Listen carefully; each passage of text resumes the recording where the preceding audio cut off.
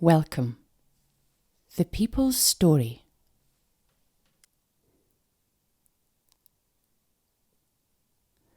Situated in the heart of the Canongate, at the foot of the Royal Mile, the People's Story is housed in the 16th century Canongate toll booth.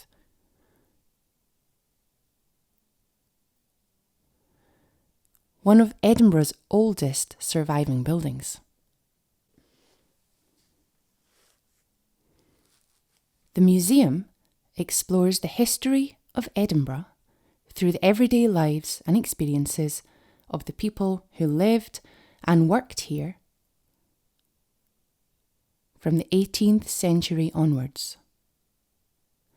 The displays are based on first-hand accounts of life in Edinburgh collected through oral history, reminiscence, and written sources.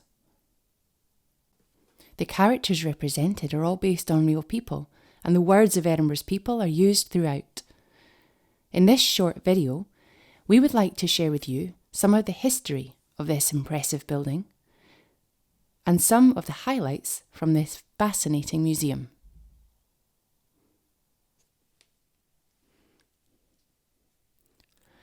Until 1856, the Canongate was a separate borough from the city of Edinburgh and was responsible for its own administrative and judicial matters.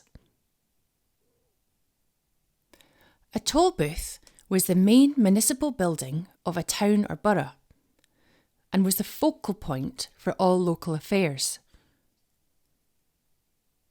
The Canongate is known to have had a toll booth building on this site as early as 1477, but the present building was constructed in 1591.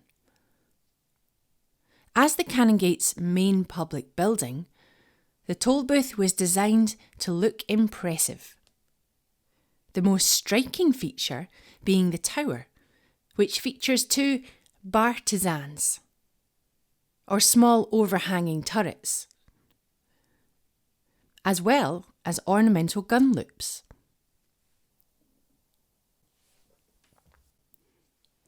It was built under instruction from Sir Lewis Bellenden, Lord Justice Clerk of Scotland.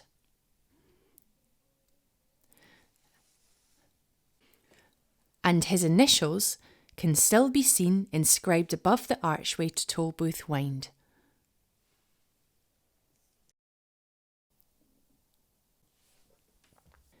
The main entrance to the building was located on the first floor and accessed by the exterior staircase, or four stairs.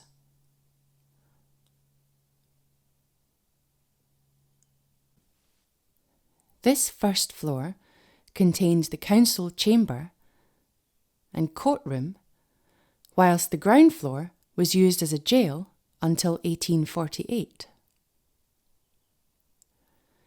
Thereafter, it was used for a variety of functions, and at various points contained a police post, a library, a registrar's office, and accommodation for the caretaker.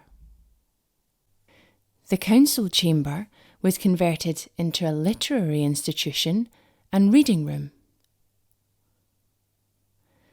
As the city grew and changed throughout the 18th and 19th centuries, the importance of the Canongate as a separate borough declined. And in 1856, the borough of Canongate was incorporated into the city of Edinburgh. In the 1870s, the building was refurbished and altered by the Edinburgh architect Robert Moram. And in 1884, the toll booth's distinctive clock was added. Part of the ground floor became a fire station, and the former council chamber was fitted out for public meetings and social functions, such as wedding receptions and dances. Further alterations took place between 1950 and 1954, when the toll booth opened as one of the city's museums.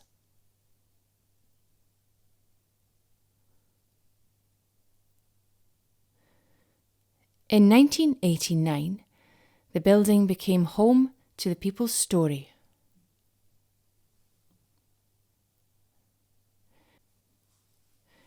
The museum opened on the 14th of July that year and was one of the first of its kind to examine the history of ordinary working people. The displays are based entirely on primary sources and on first-hand accounts of life in Edinburgh, taken from the experiences of real people. When it opened, the People's Story challenged the traditional approach to history and sought to be a museum for the people, by the people. It would not have been possible without the people of Edinburgh, who shared their stories, helped design the displays, and donated objects of everyday life.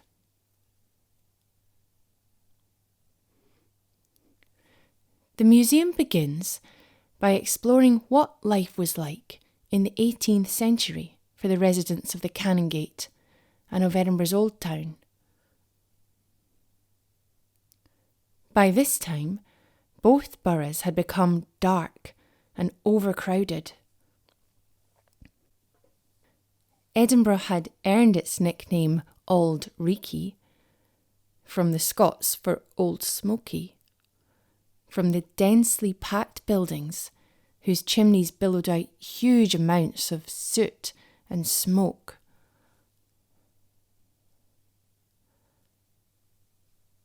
And both areas are well known to have been insanitary and rife with crime. Living conditions were largely substandard for many residents. With no trade unions or labour laws to protect them, men, women and children were often exploited, overworked and underpaid. People were often viewed as commodities, and lives were cheap, especially those of the working classes.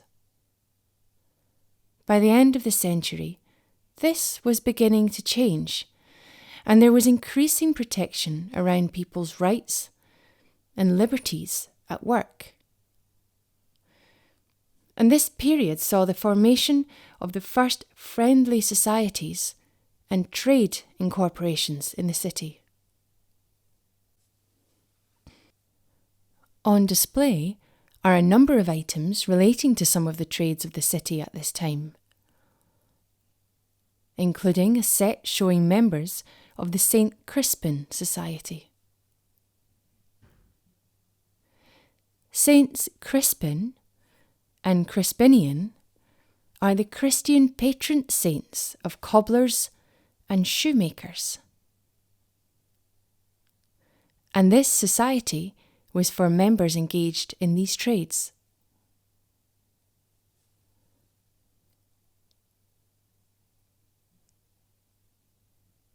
The society was formed in the 18th century, and the name St. Crispin Society first appeared in 1763. Like other trade incorporations, the society served to protect the work of its members by regulating the terms upon which their craft could be exercised.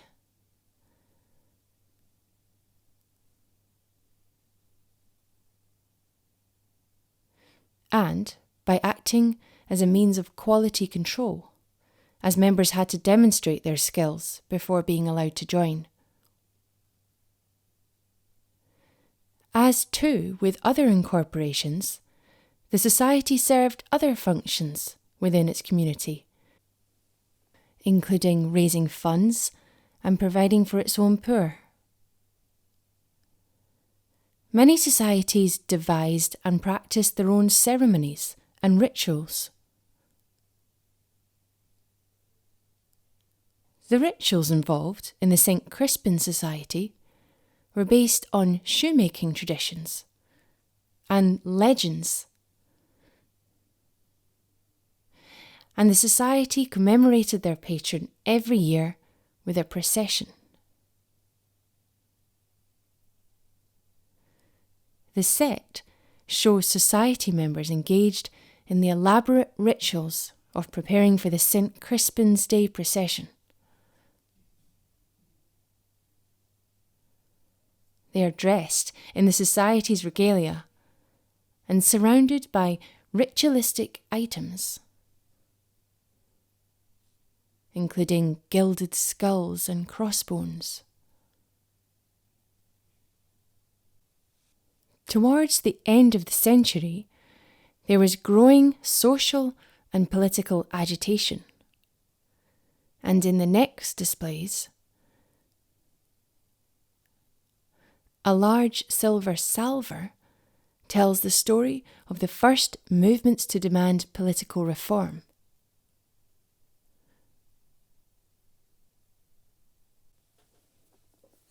In 1792, the Friends of the People movement was formed in Scotland.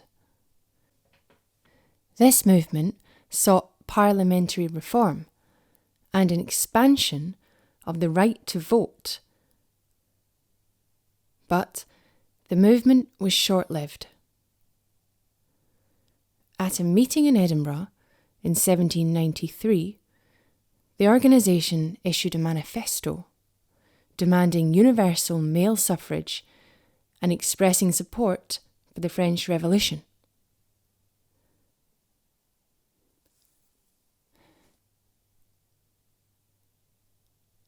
The meeting was broken up by the authorities, and 14 men were arrested for sedition.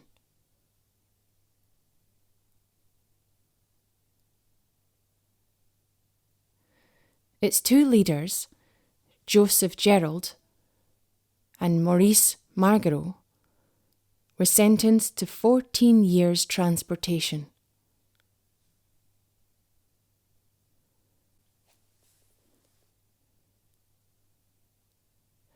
The silver salver was gifted to the Lord Provost Thomas Elder in 1793 for his part in the arrest of the members of this movement. The next displays look at law, disorder, and punishments, and beyond this gallery, an original jail cell can be seen. From its construction in 1591 until 1848, the ground floor of the toll booth was used as a jail. Although primarily used as a debtor's jail, or for those who committed minor offences, it was also used to hold prisoners on behalf of the government. And during the 17th century, many captured Covenanters were held there accused of treason.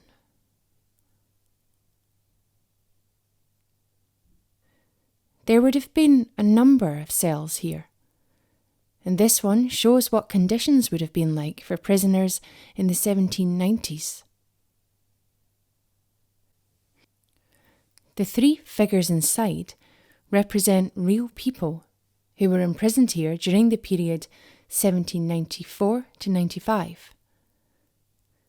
One of the figures represents a prisoner, Donald McCulloch, a married porter of the Old Greyfriars parish, who was detained on the 7th of August 1795 on suspicion of deserting and for enlisting in and receiving money from different regiments. Due to the jail being relatively insecure, escapes from the toll booth were not uncommon.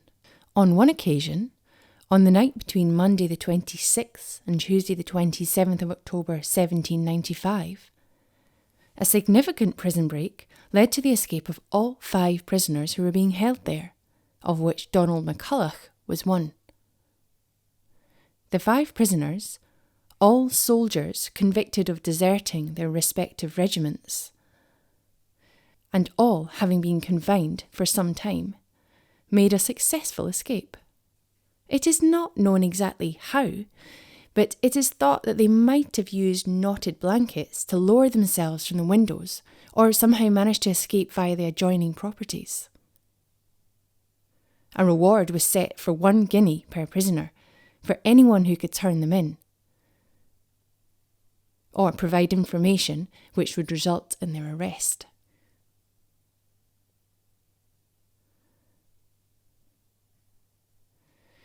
The first floor of the museum houses the Working Lives Gallery, which shows the changes that have taken place in the working lives of the people of Edinburgh throughout the 19th and 20th centuries.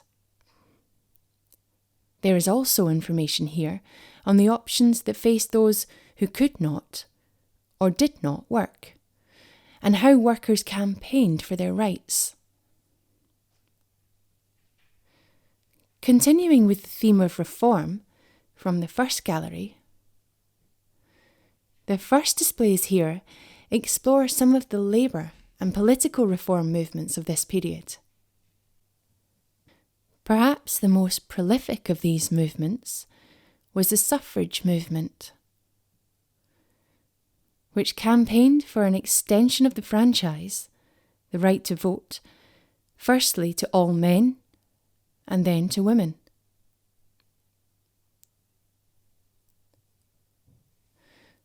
One of the most interesting items on display here is a suffragette's sash, made of striped silk in the colours of the Women's Social Political Union, WSPU. This sash belonged to a young girl named Bessie Watson, who, aged just 9 years old, wore this sash at one of the largest suffragette marches to take place in Scotland.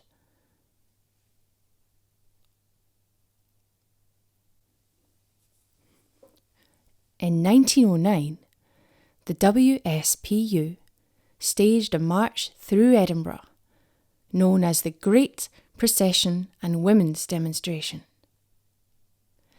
to demonstrate what women have done and can and will do.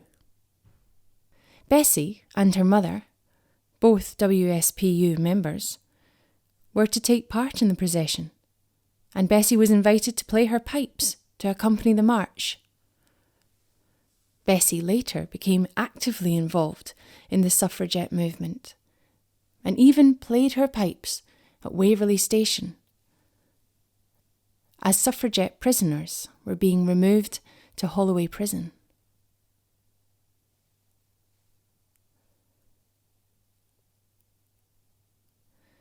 She also played outside the Calton jail to raise the spirits of suffragettes incarcerated there.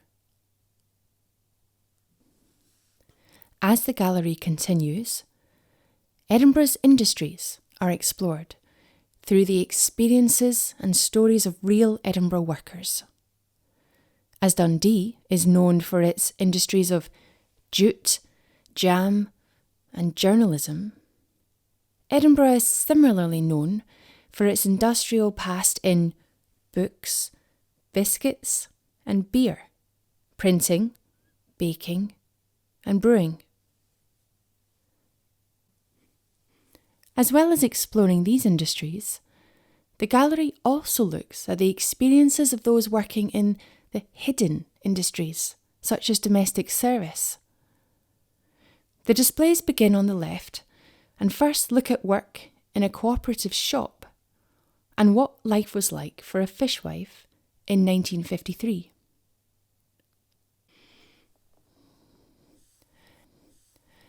The next displays look at industrial work, docks, and harbour work, the shipbuilding industry, cooperage, and the brewing and distilling industries.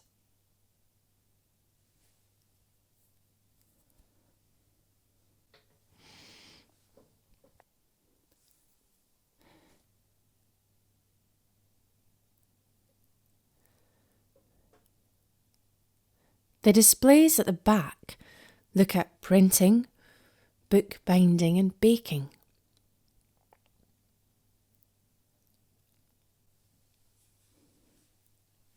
The displays to the right examine work in the service industries such as tourism, clerical work, transportation, domestic service, and retail and tailoring.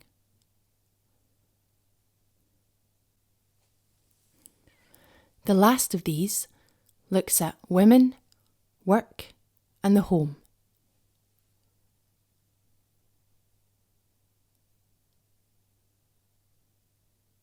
The final display looks at worklessness and the poorhouse, and this theme is continued onto the second floor of the museum, where the issues of worklessness, poverty, and living conditions are explored further.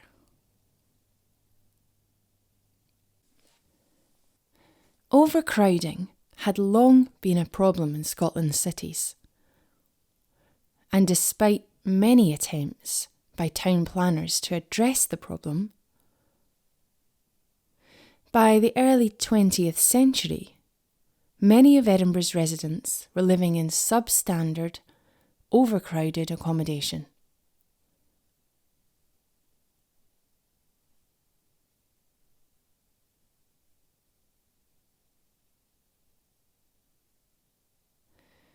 Edinburgh is well known for its tenement buildings.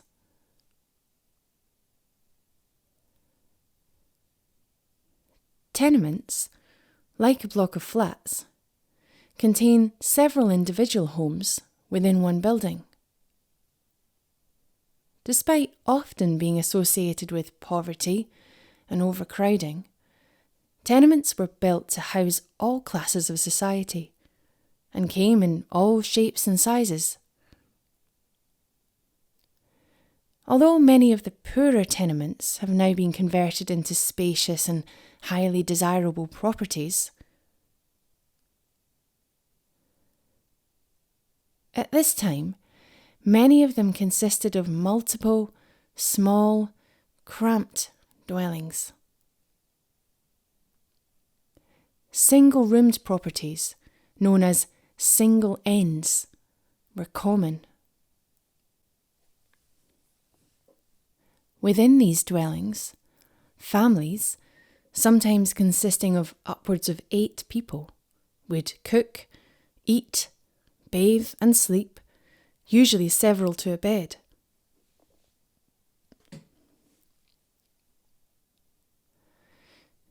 Due to the threat to public health that this posed, a system of ticketed housing was introduced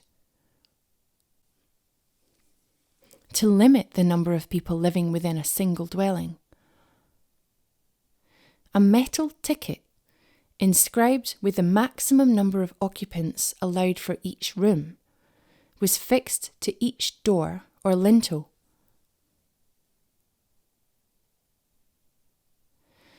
Police and sanitary inspectors could then enter the building at any time to check on occupancy. This was often unsuccessful, as residents would devise a warning call should they see an inspector coming, which would be passed from close to close so people could avoid them.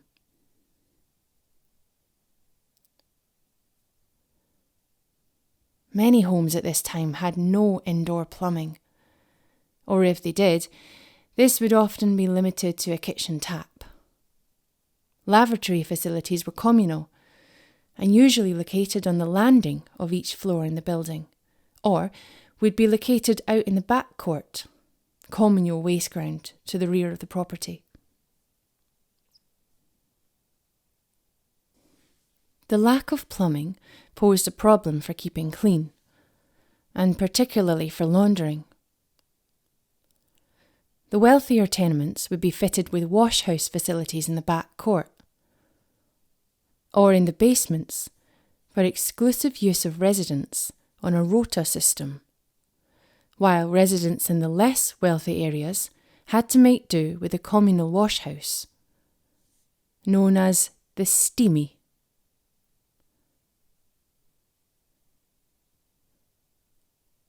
The next display explores both the practical and social role the steamy played in the lives of working-class women in the 19th and 20th centuries.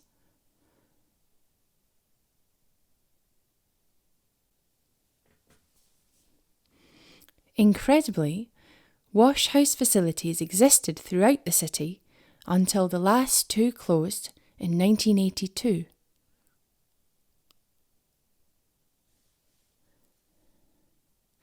The People's Story works with many community organisations and groups. And on display above the doorway to the second room is a large banner celebrating the diversity of Edinburgh's communities.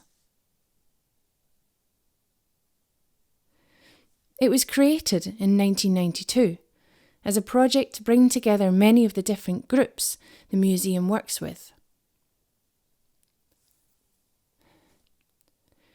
The banner represents members of the individual groups involved. The People's Story Reminiscence Group,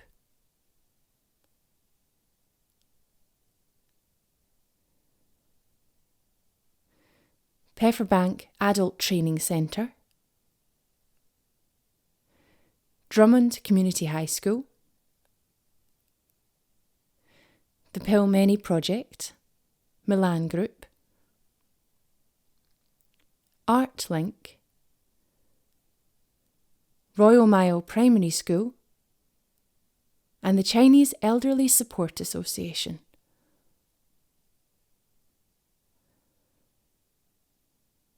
There are many stories being told in its design. The main part of the banner consists of a group of modern figures talking to each other about their life stories, using objects and photographs. Mary, who belongs to a reminiscence group, is showing Jean, a secretary, her photograph album. Anjam, a health worker with the Asian community, is cuddling Shabir, her 1-year-old son. She was sewn by her youth group at Drummond Community High School. Margaret, a hospital cleaner, is hanging up the Save Elsie's banner with Tommy the joiner. This is a small replica of the banner carried by the Action Group, which campaigned against the closure of Elsie Ingalls Maternity Hospital. Bella is tying her mother's suffragette scarf around the neck of her granddaughter, Gail. The scarf is in the colours of the Women's Social and Political Union. Fred, the refuse collector, is playing the concertina with Sandra, the bus driver, and unemployed Alec is singing along. The third gallery explores the social and recreational lives of Edinburgh's people. It contains displays about leisure time, groups, societies, and organisations and health in the city. The display in the middle of the room examines the variety of faiths, festivals, and celebrations in Edinburgh.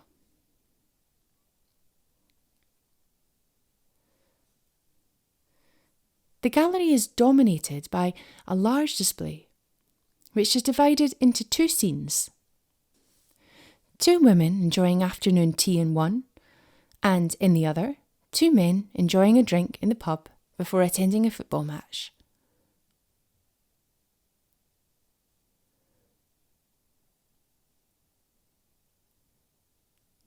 These scenes reflect the differences in men's and women's leisure time and what was considered acceptable activities for women to partake in.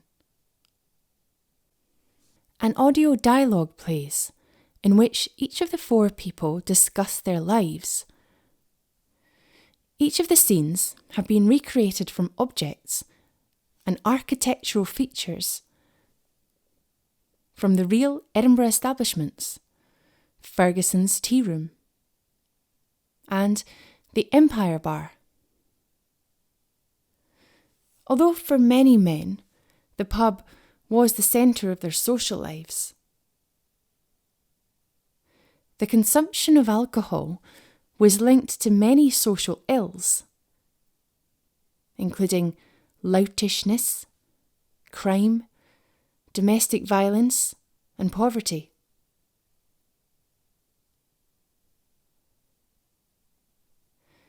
Amid concerns for the effects of the demon drink on safety, family life, and society, the temperance movement emerged to promote total abstinence from alcohol.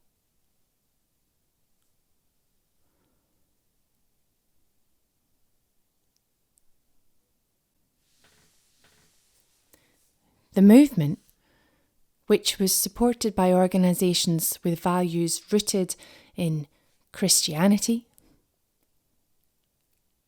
Chartism, socialism, and women's suffrage, began in Scotland around 1830.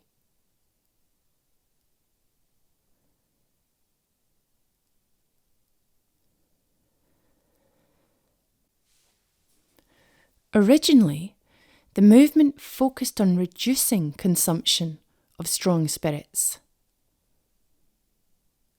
but moved to campaigning for total abstinence.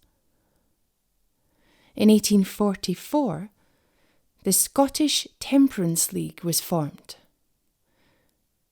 and League members pledged themselves to abstain from all intoxicating beverages in a promise known as the Long Pledge.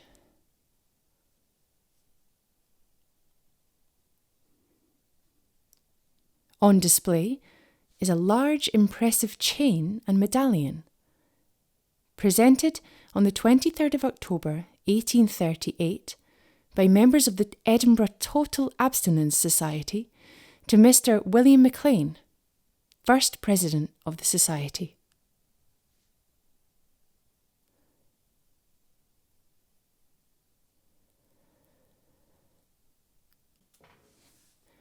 The medallion bears an inscription to Mr. MacLean from the society that the chain is a testimonial of their regard and esteem for his unwearied, energetic and philanthropic exertions in the suppression of intemperance.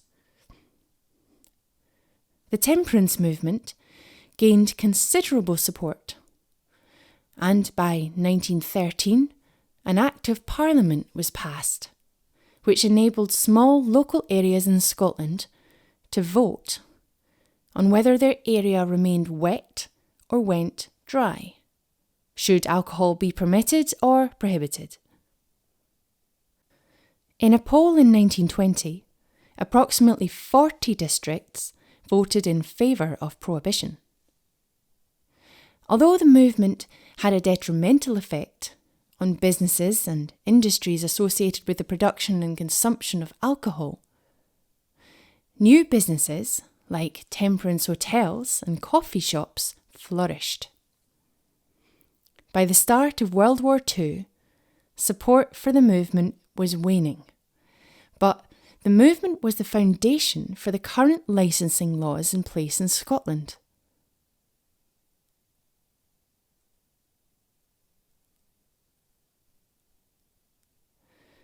In this gallery, you can also see a piece of the building's original interior design. In the rear corner of the gallery, part of the original decorative paintwork on the ceiling is still clearly visible. Painted ceilings like this were common in Scottish houses and castles built between 1540 and 1650, and often featured floral and foliate designs like the style painted here.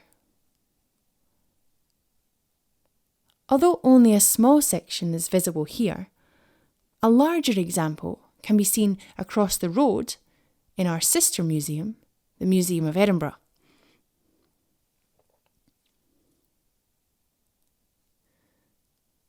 Through the doors to the rear of the gallery, the winding turnpike staircase leads to a small exhibition space which regularly houses a wide variety of temporary exhibitions, curated in-house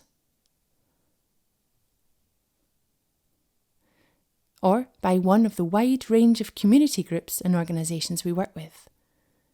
If the room is not in use for this purpose, it is home to the People's Story short film, which details the history of the people's story and what life was like in Edinburgh for many of the people who shared their stories with us.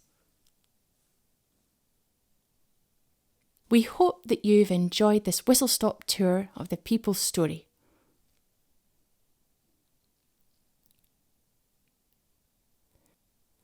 There is so much more to explore in our galleries, and so many stories to uncover. So why not pay us a visit soon? We are located at 63 Canongate, Edinburgh, EH8 8BN.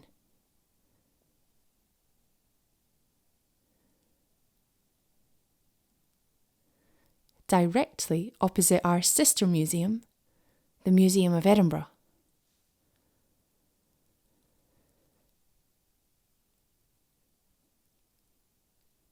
To learn more about upcoming events and exhibitions, visit edinburghmuseums.org.uk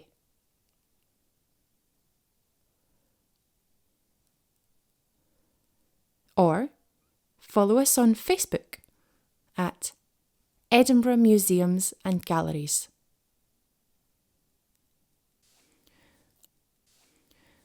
Or on Twitter at EdinCulture.